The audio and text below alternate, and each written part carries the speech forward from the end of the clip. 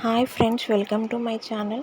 మనం ఈరోజు నాటుకోడి పులుసు ఎలా ప్రిపేర్ చేసుకోవాలో చూసేద్దాం.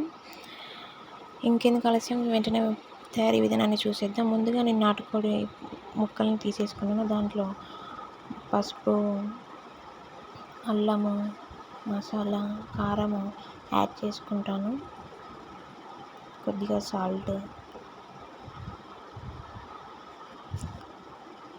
కొంచెం అల్లం,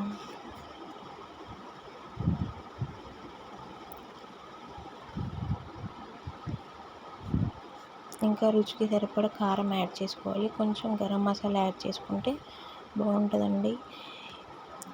నాటుకోడి పులుసులో కారం ఎక్కువ ఉంటేనే అది బాగుంటుందండి కర్రీ.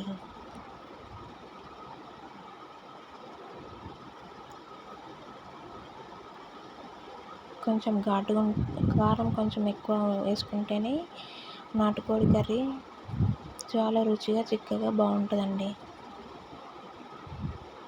కొంచెం ఆయిల్ వేసుకోవాలి.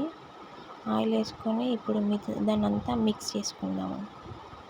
అంతా అన్ని ఇంగ్రీడియంట్స్ అంతా పట్టేలా ఒకసారి మిక్స్ చేసుకుందాం. మిక్స్ చేసుకొని పక్కన పెట్టేసుకోవాలి. నెక్స్ట్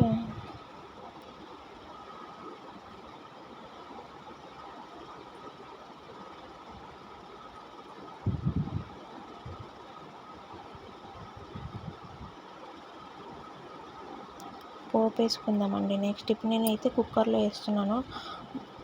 దానికి సరిపడా 2 టేబుల్ స్పూన్ ఆయిల్ వేసుకొని ఆయిల్ వేడైన తర్వాత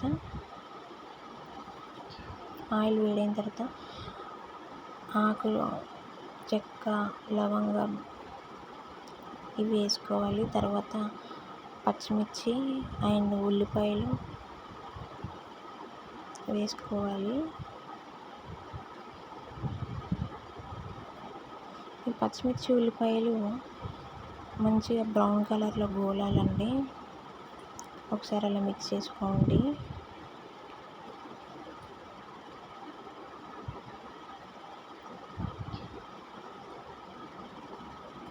లైట్ బ్రౌన్ కలర్ వచ్చేంత వరకు గోలనివ్వాలి. మీది ఇంట్లో పుదీనా ఉంటే యాడ్ చేసుకోండి.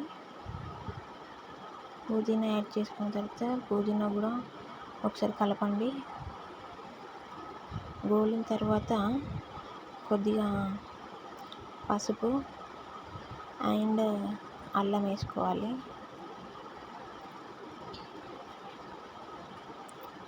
చిటికెడంత పసుపు, 1/2 టేబుల్ స్పూన్. కొంచెం అల్లం మనం ముందుగా కర్రీలు వేసుకున్నాం కాబట్టి కొంచెం వేసుకుంటే సరిపోతుంది. తర్వాత మనం ముందుగా కలిపి పెట్టుకున్న చికెన్ వేసుకోవాలి. కొద్దిగా వేసుకోవాలి.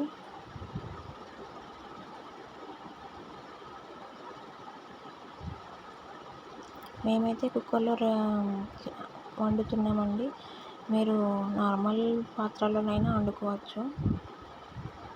తర్వాత పోపు అంతా కలిసే విధంగా ఒకసారి మిక్స్ చేసుకోండి. చికెన్లోంచి వాటర్ వస్తాయండి. వాటర్ వచ్చేంత వరకు కొంచెం ఫ్రై లాగా చేసుకుంటే సరిపోతుంది. తర్వాత విజిల్ పెట్టకుండా ఒకసారి కుక్కర్ మూత పెట్టాలి. పెట్టి దాన్ని ఒకసారి తీసేసి కొంచెం గ్రేవీ అయ్యేలాగా చూసుకొని కలుపుకొని తర్వాత దాంట్లో వాటర్ యాడ్ చేసుకోండి.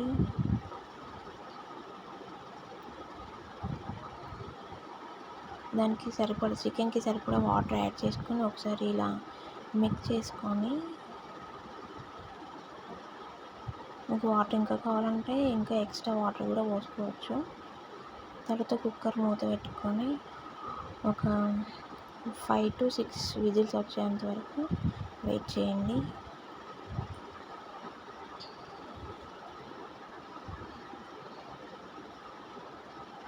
ఈ నాటుకోడి పులుసు కదా అండి, అంటే 5 విజిల్స్ కొంచెం ఎక్కువ వస్తేనే మంచిగా నీట్గా ఉడుకుతుందండి. కుక్కర్ మూత తీసిన తర్వాత ఒకసారి ఇలా మిక్స్ చేసుకోండి. ఓకే, కొంచెం చికెన్ మసాలా యాడ్ చేసుకోండి. పీస్ ఉడికిందో కూడా చెక్ చేసుకొని చూడండి ఎంత సాఫ్ట్గా ఉడికిందో. ఓకే అండి, చికెన్ కర్రీ రెడీ. రైస్లోకైనా చపాతీలకైనా చాలా బాగుంటుంది. మీరు కూడా ట్రై చేయండి. Thank you for watching. Please subscribe my channel.